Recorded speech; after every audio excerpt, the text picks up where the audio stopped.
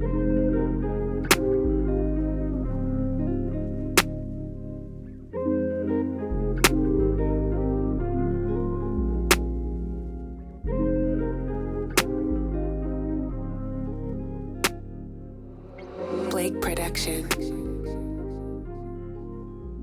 Yo, let's break down some pot stocks. So we're looking at weed. This is Canopy Growth Corporation, probably one of the bigger Canadian marijuana names. But I'm looking for an inverse head and shoulders pattern to go on right now. So in order for that right shoulder of that pattern to develop, we're going to want to see it hold this range right here. And hopefully that could be our weekly higher low, where we come up and then we slowly consolidate back down into this range and create that higher low compared to this one. That's our best case scenario right now, because it's looking like we're giving back just a few percent of gains after that nice push. So a 50% push, and we'll have a potential 20% correction before we coil up a little bit tighter, breaking down this upper zone of around $12.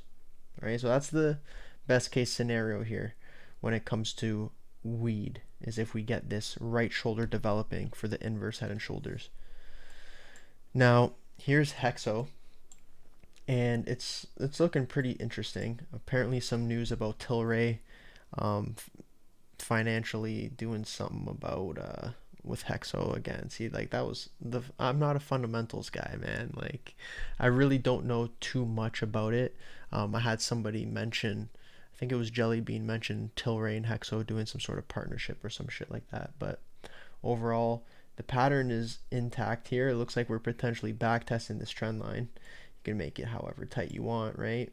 But overall, we have this triangle in the upper trend line. We got the breakout, but we're giving back some gains, potentially getting some sort of a back test of this trend line, or maybe we come back into this zone, right, to retest the lower trend line or this range of, I think that's around 67 cents. But overall, we want to see the higher lows continue, right? Like, that's the best case scenario. Low, higher low, higher low. Over here, are we going to get another higher low? That's what we're looking for. And it looks like this 90-cent range, right? We came right back up into it. Slowly, we just need to break down that zone. Like, I'm telling you, this 91-cent range, right? We've come up once, twice, almost three times here, major times. So if we could break down this zone and weaken that area before we get that breakup, then it'll likely act as a support in the future. So there's earnings again in July. Let's see what happens, what we develop in the meantime. But overall, Hexo is, again, a lot of these weed names, you better be long term. But when we look at the weekly time frame, it does look like we're starting to base around this zone. Potential bear flag setting up, meaning we could go lower, right? If all shit breaks down here, it could go a lot lower. But in terms of our risk reward opportunity, it's here, man. So that's Hexo for you. And then we've got Gtii. This lower trend line looks like it's the key here. We've been touching it a few times, and each time there's a decent bounce. Again, you could adjust it however you want, right? 1, 2, 3 touches. Looks like we're getting that higher low. Clean chart here. Overall, that's what I'm looking for. There's an upper trend line we can start looking at over here. You can mark it out something like this. Will we come back up into that range and get rejected? That's something I'd be looking for. But that's Green Thumb Industries here. And then we have Cbdt. This one is such a funny stock, man. Are we at demand zone right now? Who knows? Like, it's every time we've come down to this zone, we've had somewhat of a bounce. But then this range up here is just so heavy, we get shot down every time. So again, this one's interesting.